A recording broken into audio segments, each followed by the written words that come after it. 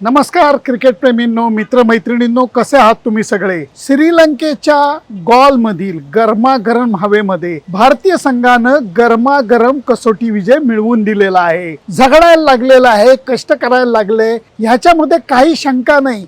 पण म्हणून तर याला कसोटी क्रिकेट म्हणतात की ज्याच्यामध्ये खेळाडूंच्या संयमाची, कौशल्याची परीक्षा बघितली जाते. शेवटच्या दिवशीचा खेळ जवळजवळ 2.5 तास रंगला, 2.25 तास रंगला. त्याच्याबद्दलच मी तुमच्याशी बोलणार आहे. अजिबात कुठेही जाऊ नका, बघत राहा तुमचा आवडता कार्यक्रम सुनंदन लेले क्रिकेट अँड बियॉन्ड. 5व्या दिवशीचा म्हणजे शेवटच्या दिवशीचा खेळ चालू होत असताना सगळ्यांच्या मनामध्ये एकच गोष्ट होती, ते म्हणजे श्रीलंकेचा कप्तान धनंजय डिसिल्वा आणि दोन्ही इनिंग मध्ये अप्रतिम फलंदाजी करणारा सोनल दिनुशा किती वेळ भारतीय संघाच्या संयमाची परीक्षा बघणार. आणि ती खरंच बघायला लागली, कारण दोघांनी इतकी सुरेख बॅटिंग केली. भारतीय स्पिनर्सला त्यांनी समर्थपणे तोंड दिलं. स्वीपचा फटक्यांचा फार सुरेख वापर केला. आज रिव्हर्स स्वीप त्यांनी जास्त मारला नाही. खेळपट्टी थोडीशी मजेदार होती.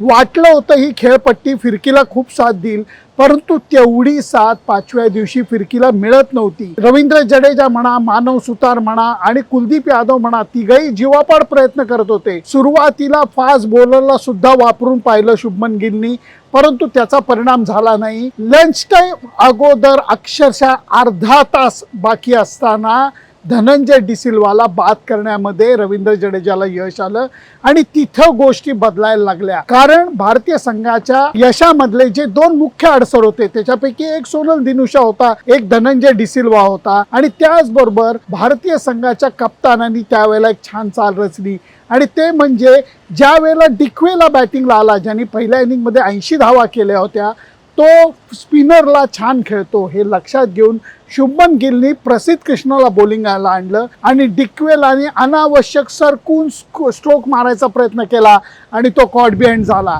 या संपूर्ण सामन्यामध्ये विसरायच्या आत मला सांगावंसं वाटतं, ऋषभ पंतनी उत्तम यष्टिरक्षण केलेलं आहे. दुसऱ्या इनिंग मधल्या त्याच्या 60 धावांच्या खेळीचं सुद्धा महत्व वेगळं आहे, पण या एका अर्थाने थोड्याशा कठीण खेळपट्टीवरती त्याची विकेट किपिंग सुद्धा चांगली होती असं माझं तरी मत आहे. या 2 विकेट महत्वाच्या उपहाराच्या अगोदर काढल्याने थोडंसं भारतीय संघाच्या चेहऱ्यावरचं दृश्य बदललेलं मला दिसलं. आणि त्याच्यानंतर जेव्हा खेळ परत चालू झाला तेव्हाही दिनुशा इतका सहज खेळत होता, स्ट्राईक रोटेट करत होता. ह्या पठ्ठ्यानी एकेरी धावा काढण्याचं जे तंत्र दाखवलंय ना, अप्रतिम. मला डायरेक्ट अर्जुन रणतुंगाची आठवण झाली की त्याची प्रत्येक सिंगल ही जवळपास 1.5 किंवा 2.25 धाव असायची. इतका तो दुसरीकडे आरामात रांगत लोळत असा पोहोचायचा. तसं दिनुशा इतका मोकळ्या जागेमध्ये फटका मारून एक रन इतक्या सहजी काढत होता की ते बघायला खूप मजा आली. त्याचं बॅटिंगचं तंत्र, खास करून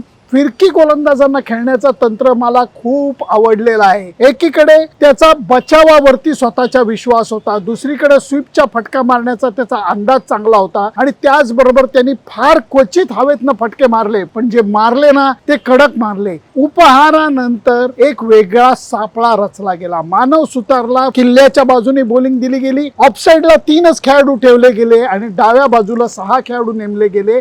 स्लिप नाही, काही नाही. बॅकवर्ड शॉर्ट लेग ज्याला आम्ही म्हणतो, त्या पोझिशनला फक्त एक फिल्डर ध्रुव जुरेलचा उभा केला गेला आणि पायावरती गुड लेंथ वरती बॉलिंग टाकायचं तंत्र चालू केलं आणि त्या सापड्यामध्ये दिनुशा अडकला. कारण मानव सुतारचा वळलेला बॉल त्याची बॅट चिकड घेऊन जुरेलकडे गेला आणि जुरेलनी झकास झेल पकडलेला आहे. आणि याच्यानंतर श्रीलंकेचा डाव पत्त्याच्या बंगल्यासारखा कोसळला. एका ओव्हरमध्ये मानव सुतारनी 3 फलंदाजांना बाद केलं. प्रभात जयसूर्याला लगेच दुसऱ्याच बॉलवरती सोनल दिनुशा नंतर आउट काढलं आणि शेवटच्या बॉलवरती त्या ओव्हरच्या लाहिरू कुमाराला आउट काढलं. श्रीलंकेचा डाव डोळ्यासमोर गडगडताना पाहिला. त्याच मानव सुतारनी 6वी विकेट काढत असताना केशराला सुद्धा आउट काढलं आणि भारताचा 165 धावांचा विजय नक्की केला. या सामन्यामध्ये काही गोष्टी प्रामुख्याने दिसून आल्या, त्या म्हणजे दोन्ही इनिंग मध्ये भारतीय संघाच्या फलंदाजांनी फलंदाजी केली, धावा उभारल्या, पण त्याच्यामध्ये देवदत्त पडिक्कलची पहिल्या इनिंग मधली जर का खेळी सोडली तर बाकी फलंदाज तेवढ्या विश्वासानं खेळताना दिसले नाहीत. आणि याच्यामध्ये मी म्हणेन की के.एल. राहुलच्या पहिल्या इनिंग मधल्या धावा होत्या चांगल्या, पण त्याच्यामध्ये तो विश्वास नव्हता. सेकंड इनिंग मध्ये ऋषभ पंतनी केळी ही प्रभावी होती, परंतु ती पंत स्टाईल मधली होती. त्यामुळे या सामन्यामधल्या वर्णन करत असताना विजयानंतरचं सुद्धा मी असं म्हणेन फलंदाजीत सुधारणा होण्याची गरज आहे. दुसरा महत्वाचा पॉइंट हा मला वाटला बघत असताना की त्या मानानं कुलदीप यादवची फिरकी काहीच चालली नाही.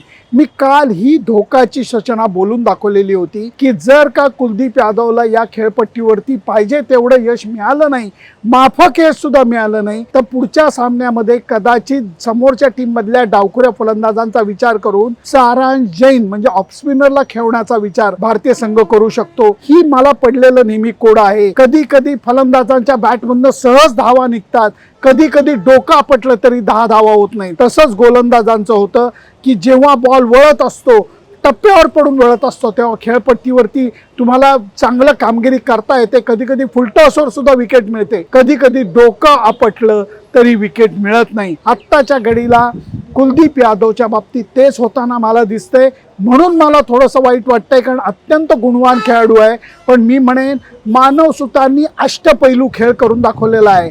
भारतीय संघात त्याला या सामन्यासाठी सुद्धा एवढ्या करताच घेण्यात आलं होतं की लोअर मिडल ऑर्डरमध्ये तो फलंदाजी सुद्धा करू शकतो, आणि ती त्यांनी पहिल्या इनिंगमध्ये करून दाखवली. दोन्ही इनिंगमध्ये मिळून 10 विकेट त्यांनी काढून दाखवलेले आहेत. त्यामुळे वेल प्लेड मानव सुतार. आणि याच्याबरोबर देवदत्त पडिक्कलची दोन्ही इनिंगमधली खेळी आणि सोनल दिनुशाची दोन्ही इनिंगमधली खेळी मला खूप आवडलेली आहे.